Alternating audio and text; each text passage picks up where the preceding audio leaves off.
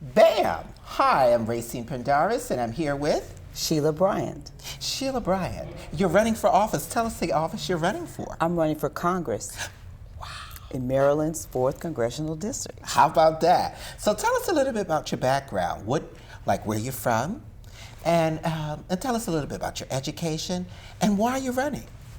Well, I'm originally from Macomb, Mississippi. M.I. crooked letter I. Humpback, I. Exactly.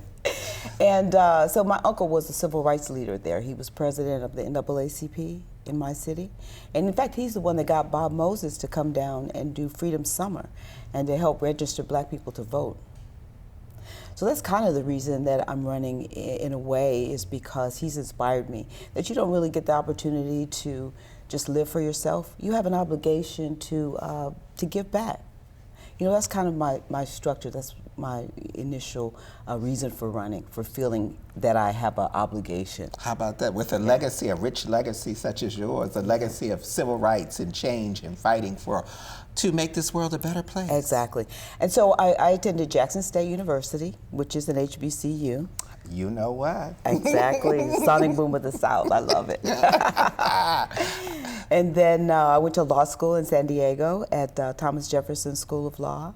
And then I just finished, got my degree in Harvard at Master's in Public Administration. I just completed it in May. Congratulations. Thank So you. a Renaissance woman, a woman who has traveled, seen the world, been through a lot of things, and it seems to me that it's in your DNA. Yes, I feel it's in my DNA. The other thing that I did, though, to start my career was I spent 10 years on active duty in the Marines and 20 years in the reserve, so I retired as a colonel in the Marine Corps. Thank you for serving. Yes, yes. Like you said, I got to see the world. I got to experience people, and I think that the military is kind of a equalizer, because you meet people from all over the world, and from all over the country rather, and you get to see the world and see that it's, you know, at the essence, people want the same things. They want the world to be better for themselves and for their children, and to leave behind a world that was better than what they found. How about that? That's so important. So if you are elected to your seat, what will be the 3 platforms that you would like to implement or fight for change? Wow, change is absolutely necessary.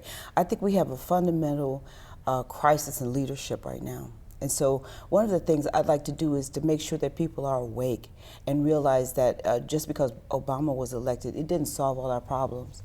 So criminal justice reform is one of those things that I think is absolutely paramount. Right now, there's 2.3 million people in prison for many reasons, but the majority of them are African American or people of color. In Maryland, we only comprise 30% of the population, but 70% of the inmates. Criminal justice reform is number 1 on my agenda. Number 2 is having health care and medicines that are affordable for people.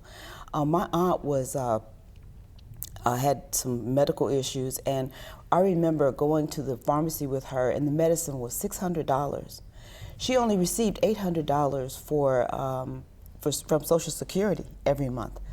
So she had to make a decision of whether to buy groceries or buy medicine. I think that's criminal in America. It's deplorable. It is. And insulin, we're being charged like 600 times what it's really worth.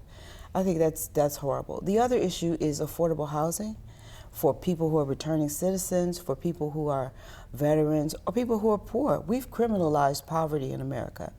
You know, if you can't afford to pay your bail, if you can't afford to pay your rent, then you get tossed into a situation of criminal incarceration. That's what we've done in America. That's how we treat our citizens. And to me, that's just not acceptable. It's not acceptable in the United States, which is supposed to be the most wealthy and productive and prosperous place on earth, that we would treat our citizens like that. I can feel your passion. Yes. I can feel it oozing once again from your DNA. Yes, yes. So how can people contribute to your campaign, and where can they go to follow you? So I have a Facebook page, Shelia Bryant, for Congress in Maryland, and also have a website called Bryant for Congress. I have a donate link there. I really do need donations because we don't have public financing in Maryland as they do in DC. I think that's a great idea. It would be helpful because people like me who aren't independently wealthy, we need donations from grassroots campaign. I'm not taking money from PACs. I'm not taking money from corporations, but I'm taking money from the people because that's who I want to be accountable to. How about that? And most importantly, thank you for watching.